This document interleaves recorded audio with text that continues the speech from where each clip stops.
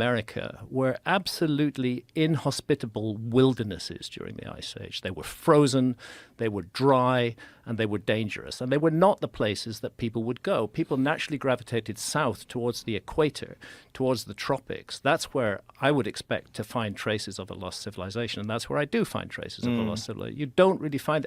I've never reported anything about the UK, for example, in my books. We have Stonehenge, we have Avebury, we have these stone circles, but they're not old enough.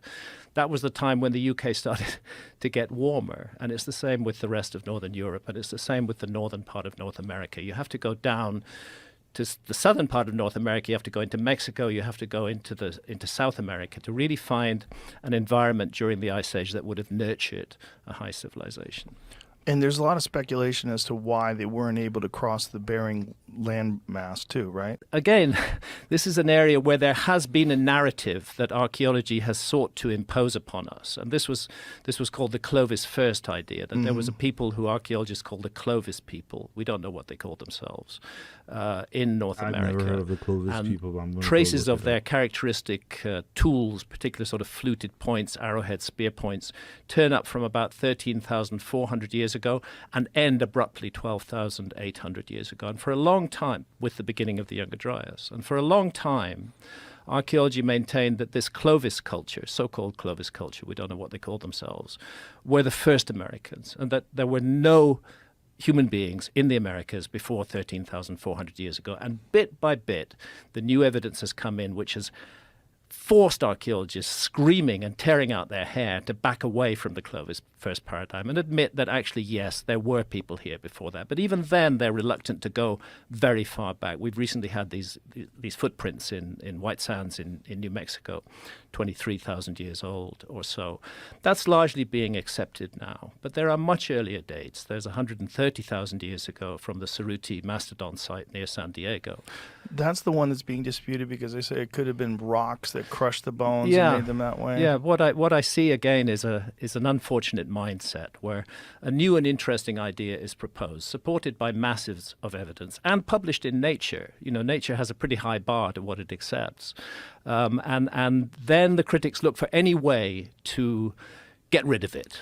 Can I stop you here? Are you aware of the Boneyard in Alaska? I've heard of it, and it sounds fascinating. I don't think he's my God. Yeah, I've revealed heard much about about it. The that. Well, Boneyard is a pretty crazy it's place to amazing, see. amazing discovery. This guy's a gold miner, Yeah. and he has this large piece of land in Alaska. They're mining for gold, Yeah. and they start finding like tusks and Right. bones. And in one area that's only a few acres, they found thousands and thousands of woolly mammoth bones and tusks and a saber-toothed tiger. Was it saber-toothed tiger? No, it was short-faced bear. They found all these like All the megafauna. many animals Ice Age. that weren't even supposed to exist in Alaska. And he's like, look, we have the bones of it. Yeah. And one of the things they found recently was bones that were sawed, clearly sawed, Human workmanship. but like a sophisticated tool. Let me see if you could pull it up so you could see how it looked. Clearly cut. Clearly Isn't that sawed, yeah. amazing? Yeah, absolutely. So they're trying to find out what the dates on these are. That was my next question. Have they dated it? They just got these recently. This is fairly recent. So I believe he's had some issues with universities not giving back his stuff and selling off his stuff. Oh dear. Yeah, well, he recently started a bone rush in the East River. Because it turns out that during the 1920s or 1930s, stuff that they had taken from his land before he owned it, they had dumped some of it because they had so much of it. They dumped it in the East River, and they were balking at it. But meanwhile, these people have found it there. Yeah. So here it goes. I think many of you are intrigued by these Ice Age bones found in the Boneyard in Alaska. If you zoom in, you'll see that it's been sanded or somehow been worked down to a smooth finish on the end. I'm going to carbon date one of them. I'll post the results when I do. So this is 3 weeks ago, so it's probably going to take a little longer. But look how smooth it is on that one it's bottom. perfectly cut, and we'll look Yeah. forward to seeing the dating results. But the fact that we're dealing with megafauna Yeah. that went extinct between 12,800 and 11,600 years ago implies very strongly that it's at least that old. Not only that, his area has a very thick layer of carbon Right. that seems to indicate some sort of a mass burn or some sort of a horrible disaster. So they're going through these layers of things, and they're finding in unbelievable amount of animals that died in this area. Just a mass die out. Yes, and what would cause a mass die out? Not human hunting. Right. This is I'm strongly opposed to what they call the overkill hypothesis. This is one of the alternative explanations for why the megafauna went extinct at that time. Right. Is that hunter-gatherers literally wiped out all the megafauna, and to me that. For a couple of reasons, that doesn't make sense. It doesn't make sense, first of all, because hunter-gatherers we know in the world today do not wipe out their prey animals.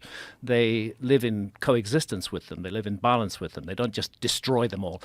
It's our kind of culture that destroys animals Right, completely. like what we did with the bison. What we did with the bison. Yeah. And therefore it seems very un-hunter-gatherer-like activity to completely destroy the megafauna. And the other thing is the simultaneous extinction of large numbers of creatures that is happening very, very, very quickly suggests to me that we're looking at a disaster of some sort. And that's why the Younger Dryas impact hypothesis, which is solid science, although undoubtedly disputed, which suggests that multiple fragments of a disintegrating comet hit the Earth 12,800 years ago. Many of them didn't hit the Earth. Many of them exploded in the sky. They were not that big, maybe 100 meters in diameter. So they were air bursts, but they leave these characteristic signatures in the ground. And Like Tunguska. Exactly like Tunguska. The Tunguska event is a recent example of that. 30th of June, 1908, happens to be at the peak of the Beta Taurids, and the Taurid meteor stream is identified as the likely culprit for what happened in the Younger Dryas. Wildfires burning, you get these impacts smashing into the Earth, bursting in the air over forests. They cause huge fires and that's why you get enormous amounts of charcoal as a result. And then the larger objects, it's thought, hit the North American ice cap and caused a very large amount of meltwater to flow into the world ocean, and that's what brought temperatures down at the beginning of the Younger Dryas. We can argue there are alternative theories. Maybe solar activity was involved. Robert Schoch prefers a change in solar activity, and kudos to Robert. He's a brilliant scientist, and he's put his neck on the line by advocating a much older Sphinx. Any scientist these days in the field of archaeology who sticks his neck out and says that the archaeological narrative is wrong immediately gets massively attacked. And I think that's most unfortunate. A couple of points I'd like to make about this. First of all, we said at the beginning, most archaeology, certainly in the industrialized countries, is a result of a dam or a road being built and archaeologists being called in to see if there's anything there. It's not a targeted search. It's kind of random. Something's happening and archaeologists go in there. Yeah, guys, I hope you guys found that video very interesting. Certainly a lot I didn't know. I'm not the biggest archaeological or whatever the word is. I don't know. I'm tripping out right now. It's been a long day.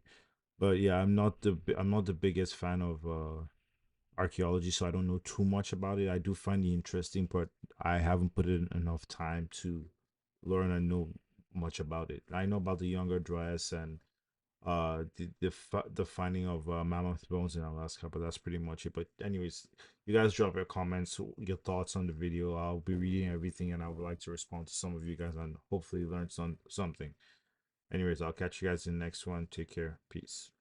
Joe Rogan Podcast. Check it out. The Joe Rogan Experience. Train by day, Joe Rogan Podcast by night.